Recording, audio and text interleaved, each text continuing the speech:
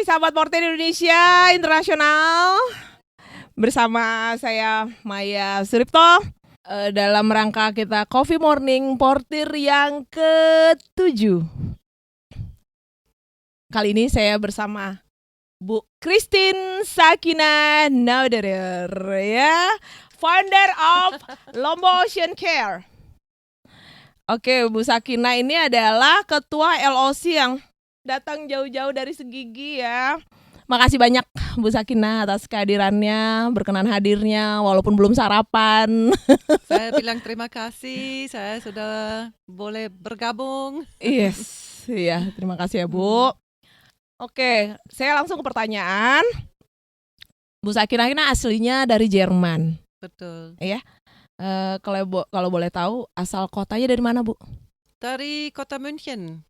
München. Kan tahu apa soccer, football ya. Iya. München itu Bavaria. München Bavaria. Ya. Boleh bilang ya Jerman Selatan dah. Terkenal banget ya München ya. Cantik nggak kotanya Bu kalau dibandingkan sama Lombok? Jangan dibandingkan dulu. Seperti ya cantik sekali memang. Kalau di sana, kalau di sini juga cantik, tetapi lain suasana soalnya tropical ya. Kalau Persih super cantik. Di sana. Super cantik. Di sini kalau di sini Persih super cantik. Kalau di Jerman memang sudah Persih. Makanya cantik sekali. Ini yang betul-betul kalau kita pikirkan kecantikan ya. Iya. Kalau lihat sampah sudah langsung enggak sampah, enggak cantik kan rasanya. Iya. Ini sama dengan kita, kalau kita enggak mandi bagaimana bisa cantik kan? Iya. Apalagi nggak pakai parfum karena sampah bau kan Bu. Ya kan? Betul. Sampah bau kan bau. gitu. Iya. Kalau kita pikirkan wah kalau di pantai Senggigi sunset romantis. Tapi sampah kiri kanan bagaimana ini ya? Iya. Jadi dulu kan di Senggigi kan disebut Princess of Lombok ya. Princess of Lombok. Tapi ini princess ini sudah lama ndak dirawat. Iya. Makanya jadi kotor, jadi Princess of Lombok tapi nggak dirawat. Jadi putri yang bau. Putri yang bau. Putri yang dekil dan bau ya. Bisa cerita nggak kenapa bisa ke Lombok dan kenapa memilih tinggal di sini? Saya suka di sini. Saya sangat suka dan saya betul-betul ya waktu itu memang saya juga menikah di sini ya. Iya. Terus kan jatuh cinta sama Lombok, lalu jatuh cinta sama orangnya. Sama Lombok. Akhirnya punya anak di sini. Berapa tahun yang lalu, Bu? Kalau saya datang sekitar 30 tahun yang lalu. Anak saya lahir di di Mataram. Menjadi kembar, sekarang sudah jadi 28 tahun. Makanya ini sudah saya anggap ya? Rumah saya sendiri kan. Seperti kalau Jerman ya saya masih senang saya ke sana untuk kunjungi aja keluarga dan teman. Yeah. Tetapi ini sudah jelas ini my home ya. Yeah. Dan saya cinta rumah saya dan saya cinta negara ini. Saya jadi orang Indonesia sudah. Oke, WNI enggak, Bu? Enggak. Sudah lama, sudah 24 tahun. Oh, jadi sudah WNI. Jadi memang niat Bu Sakina udahlah saya mati di sini aja gitu ya, Bu? Iya sih. Okay. Kalau saya mau ke Jerman saya harus pakai visa seperti orang Indonesia lain kan. Oh gitu. Harus ada surat undangan, harus ada tunjukkan uang di bank, biar seperti ya harus minta visa. Terus yang membuat Ibu jatuh cinta di Indonesia ini dengan Indonesia dan Lombok nih apa, Bu? Karena di sini nggak tahu, kalau di Jerman orang sudah karena pikir bisnis ini ekonomi sibuk sudah ndak ada lagi kayak seperti di sini social life ya. Social life, ini seperti saya sangat suka dulu orang masih walaupun dah saling kenal tapi ramah, bisa ngobrol-ngobrol. Kalau di Jerman kalau kita mau ngobrol sama orang yang kita tidak kenal, dia lihat seperti dia mau apa ya, seperti itu ya. Iya. Usia berapa Bu Sakinah waktu itu? 30 tahun yang lalu. 29. Iya. Berarti lebih 32 tahun jadinya. Karena sekarang 61. Wow, tapi Bu Sakinah masih awet muda. Thank you. Iya, awet muda banget ya.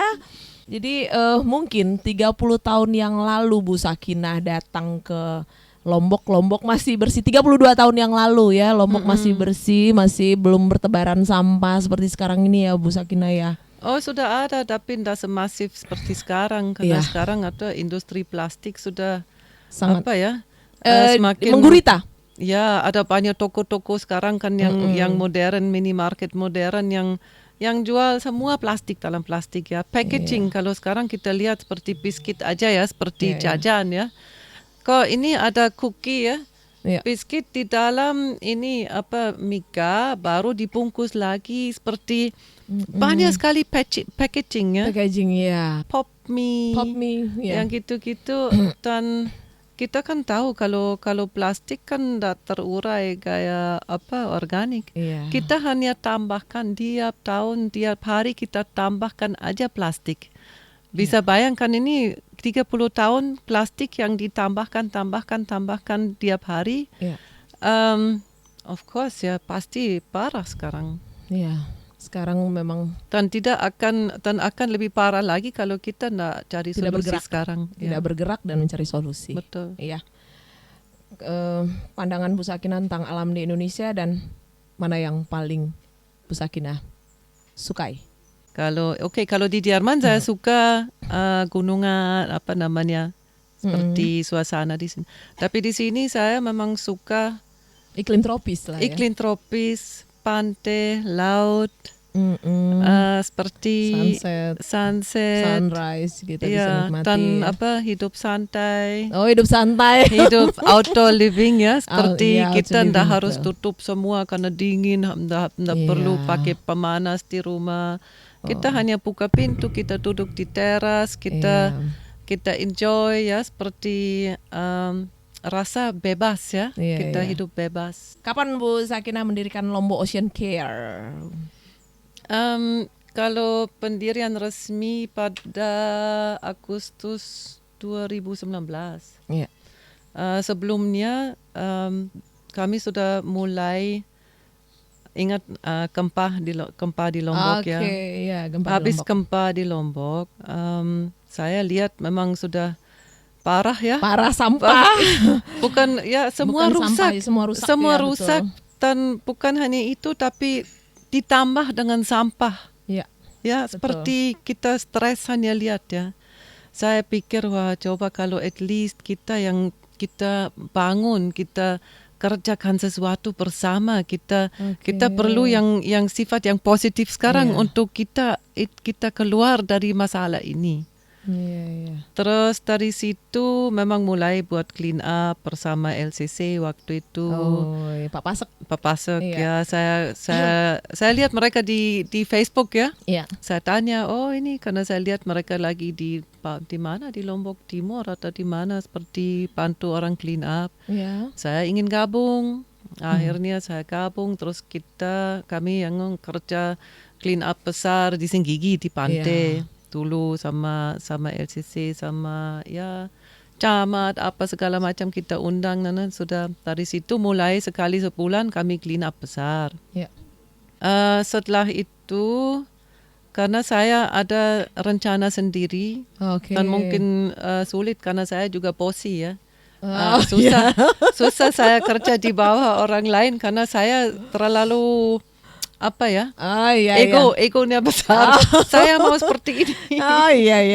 Akhirnya kami buat punya banyak ide apa segala macam gitu yang nggak bisa untuk ditumpahkan. Oke lah, kayaknya saya bikin aja seperti sendiri gitu ya. Ya memang lain cara mungkin ya.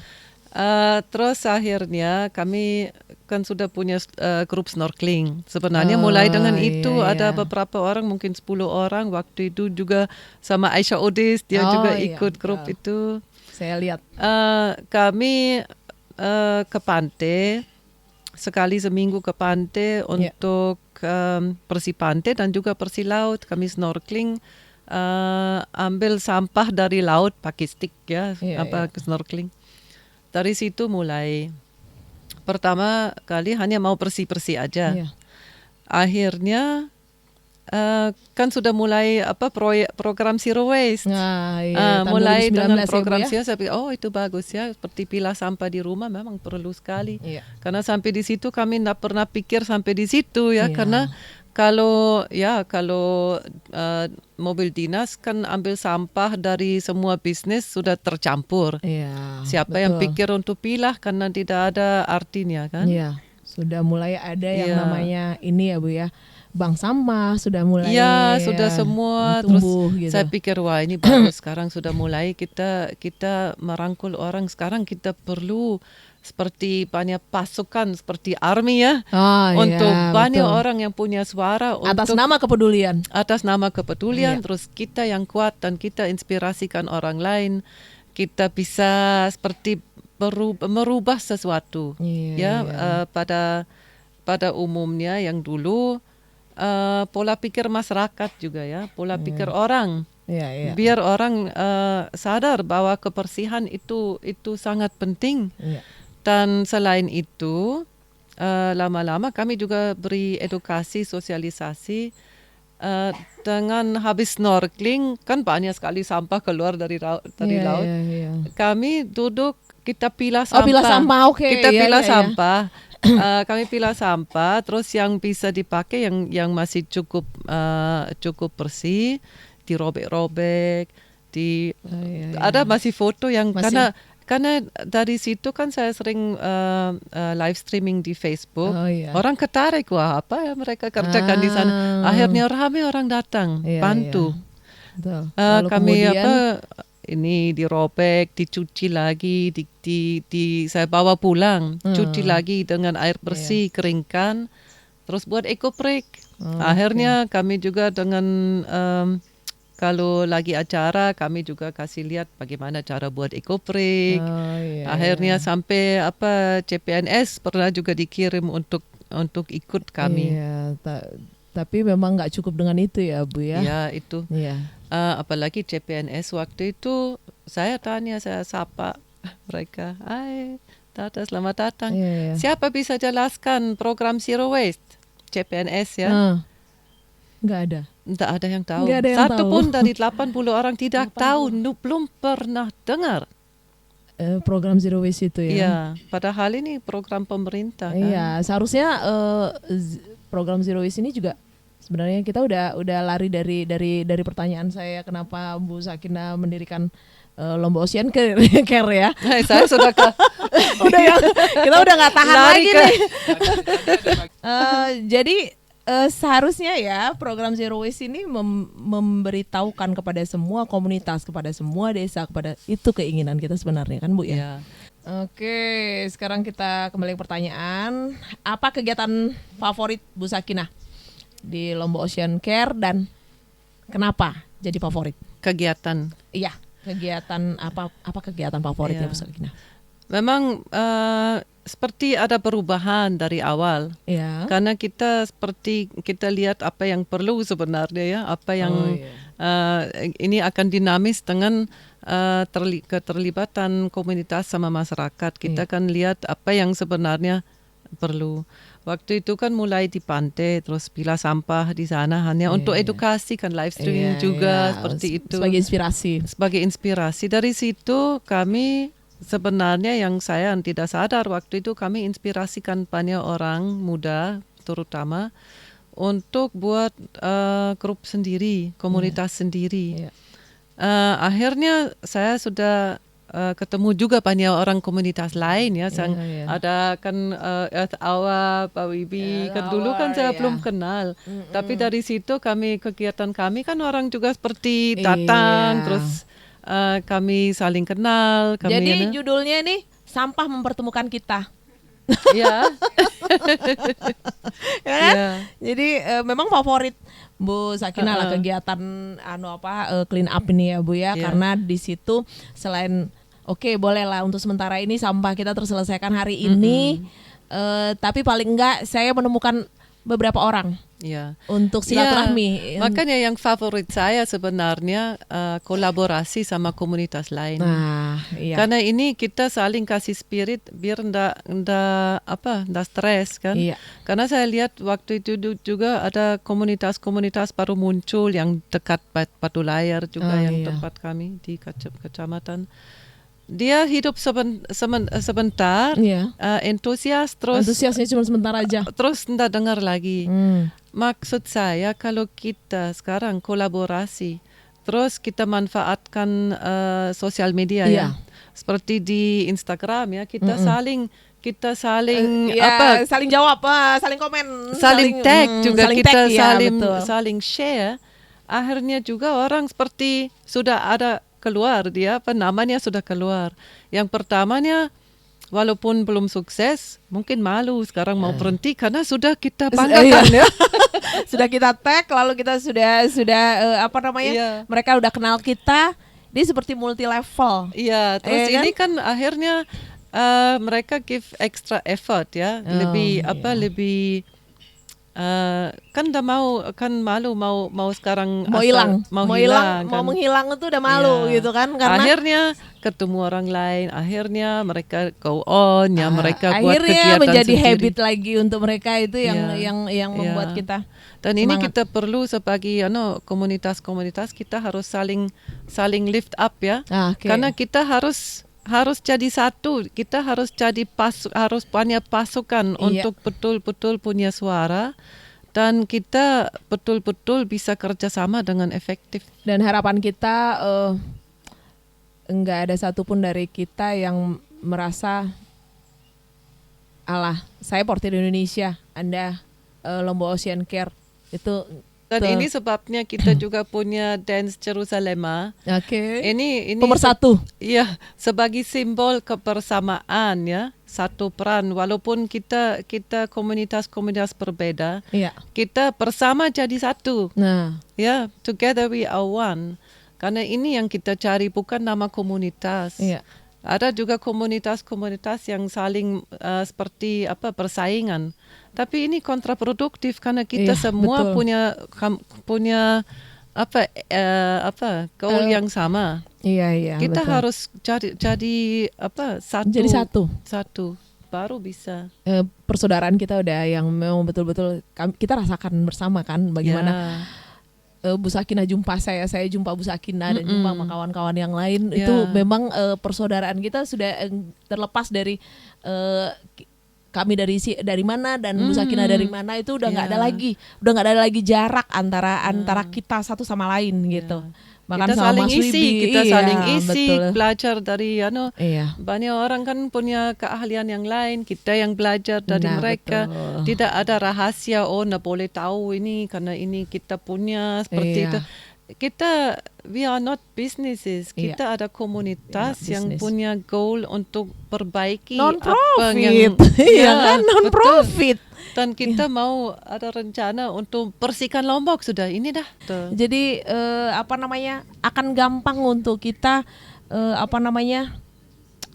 ikut misalnya dalam menentukan regulasi pemerintah, bisa itu Bu. Kalau kita udah bersatu. Bisa nggak ceritakan pengalaman seru Bu Sakina saat berkolaborasi dengan komunitas-komunitas peduli lingkungan lainnya? Selalu sangat positif karena kita kumpul, kita berteman, kita banyak anak muda yang punya masih jiwa berkobar semangatnya ya. Punya semangat dan mereka mengerti masalah sampah. Itu saya paling senang kerjasama dengan komunitas-komunitas karena kita sudah satu bayangan kita ndak berbeda, ndak seperti kalau yang masih sulit sama masyarakat karena kita dipandang lain. Ya, yang pertama bule, yang kedua perempuan, terus laki ndak suka diatur sama diperintah ya, sama perempuan, apalagi bule. Terus tidak mau mengerti, mereka kira saya gila bicara sampah karena mereka tidak anggap sampah ini biasa kan. Mereka kalau menganggap sampah ini biasa aja gitu kan. Saya kalau kita coba gotong royong sama masyarakat kan, ini mereka hanya mau bakar sampah dan sampah dianggap daun-daun, kalau plastik dibiarin. Kalau komunitas ya, itu selalu terjadi. Itu serunya betul. Kalau komunitas kan sudah punya edukasi, apalagi yang teman-teman di UNRWA yang sudah kan yang betul apalagi belajar. Mahasiswa, gitu kan. Kalau mereka kan sudah mengerti, dan mereka kalau kita bilang ayo kita gotong royong dengan pilah sampah organik anorganik, mereka langsung tahu apa maksud kita. Kita lancar. Dan ini seperti happy ya, seperti enak ya, seperti nggak harus capek omong ya. Terus kita punya kita bisa ketawa, kita bisa dance bersama, kita bisa diskusi, kita bisa seperti enak sudah ya, karena kita saling paham. Jadi beda juga keseruannya kalau kita misalnya pergi clean up ke desa-desa. Ya, keseruan yang berbeda yang akan kita terima nanti di clean up ke desa-desa itu ya, masyarakatnya yang akan ikut serta di situ, mereka nggak tahu yang mana sampah, daun-daun pun diangkat. Itu yang perlu sekali ada komunitas peduli. Makanya kenapa kita mengundang kawan-kawan komunitas itu supaya nggak kecapean nih Bang Sampah Sapusai untuk memberikan edukasi kepada masyarakat, sehingga nanti ada yang mendampingi. Itu bukan sampah, sampah organik nggak usah diangkatin. Yang diangkatin cuma yang dipungut itu cuman sampah plastik gitu. Iya, itu seru juga sebenarnya. Iya. Mungkin saya ke pertanyaan berikutnya ya Bu ya. Kita tahu bahwa supaya kita mampu mencapai Lombok yang bersih, kita butuh bantuan pemerintah. Bagaimana menurut Bu Sakinah cara kita agar pemerintah ini mau ikut membantu kita? Ini bukan hanya tentang DLHK aja loh ya. Iya, betul. Yang selalu ikut berpartisipasi untuk membantu para komunitas membersihkan. Ya, apalagi Kabid Pak Firman memang luar biasa ya. Iya. Tapi ini ya memang kalau pemerintah kan sudah ada aturan banyak. Tapi ini susah kalau tidak ada law enforcement ya. Tidak ada. Karena juga apa yang kita harap kalau sekarang kita fine orang ya, nanti jawabannya terus kita buang kemana, siapa yang angkut, diangkut kemana, seperti fasilitasnya belum ada, fasilitasnya masih jauh kurang. Truk aja ini seperti di Senggigi ada truk yang tidak ada yang untuk organik, anorganik, semua orang sudah pilah tetap dibuang satu, untuk apa pilah kan? Berarti kita masih bohong kalau kita bilang program pilah sampai di rumah belum jalan dari awal, belum bisa diterapkan. Makanya regulasi tidak bisa belum bisa kita fine orang untuk buang sampah sembarangan, karena kadang-kadang mereka tidak punya pilihan juga ya. Seperti mau taruh di mana, siapa yang ambil, bakar di rumah sudah, atau tanam itu sudah, buang ke kali. Plastik ya Bu ya, udah mengerikan sekali keadaan kondisi hara tanah kita. Betul, karena juga dari desa sering juga desa ndak support ya. Ndak support ya. Mungkin saya ndak tahu desa punya anggaran berapa, mungkin anggarannya kurang, atau mungkin sendiri belum dapat edukasi dari atasan apa itu program Zero Waste, kenapa tidak boleh, kenapa tidak boleh bakar sampah atau buang ke kali atau apa. Mungkin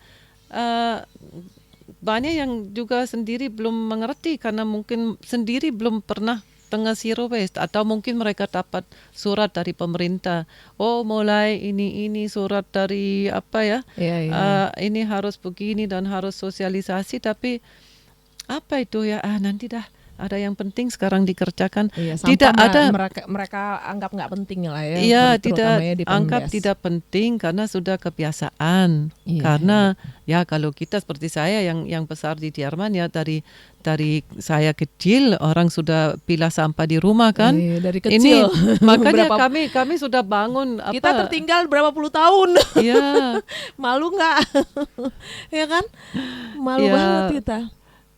Ya, enggak usah malu. Memang ini seperti apa third world country. Memang enggak bisa cepat karena di sana juga kan ada dana juga ya kan seperti semua bisa dicapaikan, bisa ada station Itu kan berkat khusus. kepedulian pemerintah ya, Ya, atas sampah ya. ada anggaran besar untuk lingkungan. Iya. Terus tidak ada masalah untuk orang cari solusi bagaimana kalau ini. Kalau di sini kan capek karena anggaran kurang. Iya. Maka ini walaupun kalau dengan anggaran seperti ini dan sosialisasi seperti ini, tunggu lagi 50 tahun. Nggak bisa. Apalagi kalau kalau pemerintah mengikuti ini analisis Pak Profesor Windia Adnyana, bisa-bisa urut dada kan pemerintah melihat seharusnya seperti ini. Hasil analisis dari Profesor Windia Adnyana pun itu kalau bisa 1 tahun itu 1 triliun lebih loh ya untuk NTB aja. Untuk NTB melihat berapa untuk NTB aja 1 triliun kan analisis. Terus berapa dari, yang kita dapat? Berapa? 31,4 miliar tahun 2020 ya. 2020 itu aja udah teramat besar menurut DPR gitu kan. Menurut Dewan. Makanya saya udah yang mohon maaf, saya kasih tahu nih ya, yang untuk Lombok Tengah untuk tahun 2022 besok saya lihat di DLH itu 3,5 miliar 1 tahun. Saya langsung pegang kepala nih. Ya. Dari mana cukupnya ini duit 3,5 miliar untuk ngurusin sampah selombok Tengah, saya bilang. 1 tahun lagi ya kan? Ngeri sekali kan? Kalau seandainya mengikuti apa yang analisis dari yang dipaparkan sama Profesor Windiarnya, 1 triliun untuk NTB sanggup nggak nih? Ya. Apa yang paling Bu Sakina harapkan dapat terjadi di Lombok dari segi lingkungannya? Ya, itu pertamanya ini sudah ya anggaran ya, fasilitas. Ini sebenarnya karena ini yang paling penting kalau kita kan kalau tidak ada yang mendukung sulit kita ya. Sekarang kita harus cari jalan sendiri ya, pasti sudah perlu dana kan. Untuk transport, untuk mengelola, untuk apa. Saya memang harap sekarang kalau pemerintah memang masih anggaran tidak ada, banyak investasi dari luar yang untuk mengelola sampah, yang bisa juga jemput sampah ya, seperti bisnis-bisnis kayak ya GTM, like pyrolysis atau block solution atau dari Finlandia. Ya, memang sudah ada orang tapi masih dibikin sulit untuk orang yang mulai ya, seperti regulasi. Terus itu seperti red tape-nya sepertinya masih berat ya. Saya lihat kalau GTM misalnya sudah 3 tahun mungkin dia coba untuk untuk masuk dulu, untuk mulai kan memang harus betul-betul insisten ya. Kalau saya pikir kalau untuk orang lain yang mau untuk investasi di sini, memang kalau untuk sampah saya rasa tidak akan pernah menjadi big business ya. Tapi untuk bikin berat mereka ya. Kalau nggak karena kepedulian kali ya. Iya, kita perlu sama mereka karena pemerintah belum mampu memberikan solusi. Kita perlu investasi untuk bantu kita di sini. Kalau kita ya siap mulai dari bawah untuk SDM SDM, betul. Seperti kita yang membentukkan SDM seperti kita membantu aja kan sifatnya. Duta Zero Waste di kampung sendiri, di lingkungan sendiri, mereka kan bisa menyebarkan di desa sendiri, mulai di keluarga, di teman, di kampus. Tetapi untuk ini kita sudah siap seperti sosialisasikan dan seperti jalan. Tetapi kalau tidak didukung sama fasilitas yang tertentu ya sulit. Itu saya harap pemerintah anggaran dapat secukupnya. Iya, dana yang cukup untuk mengatasi sampah. Untuk mengatasi sampah dan juga orang yang investasi di sini untuk recycling atau buat sesuatu yang bukan hanya recycling seperti bikin plastik bunga, buat plastik. Ya, kita betul solusi dibuat sesuatu yang seperti bikin solar kan bagus BBM kan, berarti tidak di recycling lagi dan lagi. Tapi masih belum bisa running ya, karena masih dalam penelitian ya. Terus Block Solutions juga ya bisa bangun ruangan sekolah apa segala macam. Ya itu sudah mudah-mudahan ini semua teknologi akan lebih banyak dan kesadaran pemerintah akan lebih besar untuk lingkungan ya. Untuk lingkungan ya betul. Karena ini krisis bukan hanya di Indonesia tapi global ya. Iya. Kita semua orang punya masalah yang sama. Dan kalau kita tidak angkat sekarang, kita akan planet ini akan hancur sudah. Iya. Kiamat itu bukan menunggu kapan ya. Kita yang menentukan kiamat ini terjadi ya kan. Bunuh diri kita. Betul. Kiamat yang dimaksud itu sebenarnya bukan kiamat yang bumi hancur tiba-tiba ditentukan tahunnya itu. We are working on it. Ya? We are working on it. Kita yang kerjakan ya. Iya, kita yang bikin, kita yang mengiamatkan gitu. Oh, dari pertanyaan tadi saya lupa yang harapan saya ya. Harapannya ya. Kenapa sampai sekarang pendidikan lingkungan, kebersihan lingkungan tidak masuk ke kurikulum sekolah? Yes. Itu yang saya heran kok sampai sekarang tidak dianggap penting. Iya, betul. Jadi kalau dulu kita kan ada PMP, Bu, namanya. Dan itu adalah berbicara tentang lingkungan dan sekarang kurikulum itu sudah nggak ada lagi. Kenapa? Tapi memang di waktu itu zamannya memang belum ada sampah kayak sekarang ini, Bu. Akhirnya nggak perlu. Sekarang perlu sekali. Apalagi seperti kayak field trip untuk betul-betul mereka anak-anak juga lihat langsung bagaimana di laut, bagaimana ini seharusnya ada ya. Muatan lokal itu masuk untuk lingkungan ya. Jadi muatan lokal kan bisa dari provinsi gitu kan. Ya. Jadi bisa dimasukkan kurikulum itu sebenarnya. Iya. Nah, dan ini harusnya program Zero Waste yang masuk ini juga ide ya. brilian dari Bu Sakinah bisa kita suarakan juga. Untuk membantu Zero Waste ini ya memang harus dimasukkan kurikulum. Ya, seharusnya sudah dari Ibu Wagub seharusnya sudah ada.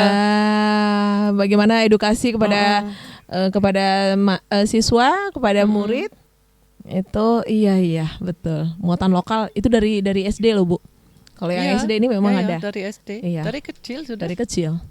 Jadi begitu dia tamat karena 6 tahun kan usia SD ini, jadi selama 6 tahun masa SMP, SMA mereka nggak teredukasi ya. Apalagi jadi habit kan 6 tahun secara. Iya, kalau anak kecil kan masih masih polos kan pola pikirnya masih belum ada yang tertentu, ini tergantung apa yang kita isi.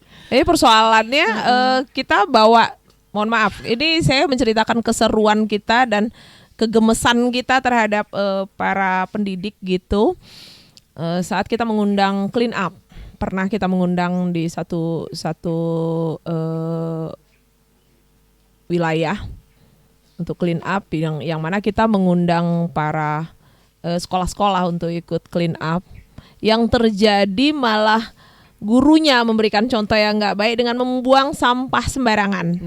Nah, jadi kalau sudah masuk kurikulum nih, kan gurunya kita nggak perlu, Mas Wibi nggak perlu Earth Hours goes to school. Capek, berapa sekolah loh kan banyak banget. nggak perlu portir goes to school, LOC goes to school, karena di situ sudah ada gitu kan materinya. Itulah. Dan tingkat keberhasilannya kan nanti tinggal bisa kita hadir untuk mempertambah, untuk menambah pengetahuan, untuk keseruan aja, untuk mereka memberikan inspirasi ya. Masalahnya juga kalau hanya sekali hadir, di sini masuk, di sini keluar ya. Kalau tidak di mendampingi terus ya. Betul. Ini perlu mereka sudah stabil seperti setiap minggu ada edukasi. Baru muatan lokal itu yang seminggu sekali kan. Baru datang komunitas untuk kasih. Untuk meriahkan, untuk workshop, untuk bikin kasih PR, untuk next time yang harus seperti itu yang bikin game-game edukasi, betul. Bukan kalau kita hanya bicara ngeraus doang, akhirnya ngeraus doang, akhirnya tidak akan lengket ya. Udah ide Bu Sakinah ini memang perlu untuk kita pikirkan kembali bersama kawan-kawan nanti. Untuk memasukkan program lingkungan ini jadi muatan lokal ya Mas ya. Di mana kita di Lombok maupun di NTB ini memang ada muatan lokal masing-masing sekolah. Itu tolonglah sisipkan itu gitu. Yes. Ini ide brilian nih yang kita tangkap di podcast Coffee Morning. Apa saran Bu Sakinah untuk pemerintah Indonesia agar lingkungannya menjadi lebih baik, bahkan mengimbangi lingkungan di Eropa? Ya, saya rasa kita sudah diskusi itu ya.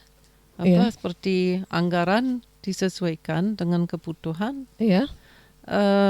Seperti itu, masukkan kurikulum sekolah. Oke. Jadi kita rangkum, ini rangkuman nih. Iya.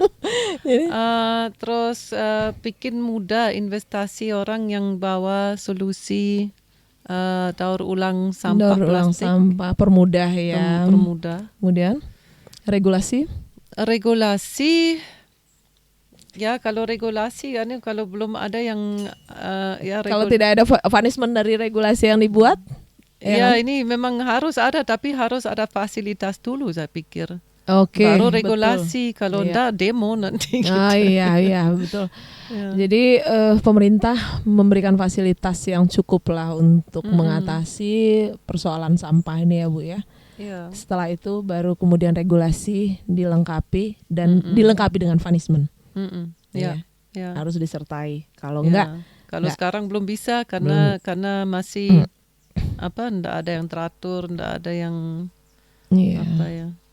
Tapi saya rasa bisa nggak bisa harus bisa. Iya. Dan kalau sudah ada fasilitas memang harus ada regulasi. Iya. Jangan asal pancing orang dengan uang. Oke, itu harapan Bu Sakinah ya. Ini seperti bagus kalau masyarakat dapat sesuatu bisa jual Tapi ini kan uang kecil. Untuk banyak orang walaupun ndak punya uang malas kerjakan karena ndak sesuai dengan berarti kalau kita pikirkan ekonomi, jangan sampai, saya rasa lebih bagus jangan lari ke kepeng ya. Ini seperti nanti itu uang aja dipikirkan betul. Ya. Kalau sudah orientasinya ke kepeng gitu. Ya, kalau sudah salah, saya rasa salah mulai. Salah mendidik jadinya salah kita mendidik, kan ya. Bu, dari betul. Regulasi orang terpaksa tidak boleh sudah. Tak boleh. Kenapa tidak boleh? Karena tidak boleh. Karena ada aturan ya. Ada aturan. Bukan karena nanti jadi berkah ini. Ini seperti betul. Berarti sepemikiran Bu Sakinah sama Profesor Windy Arnyana yang mana itu udah basi. Iya. Itu jargon-jargon yang udah basi. Pilah sampah dari rumah dan dapat berkah, sampah jadi berkah itu udah basi. Udah nggak bisa kepakai lagi kalau nggak dilengkapi. Kalau pemerintah tidak mengupayakan anggaran, kita rasa memang nggak akan bisa terselesaikan lah sampah ini. Nggak bisa. Iya.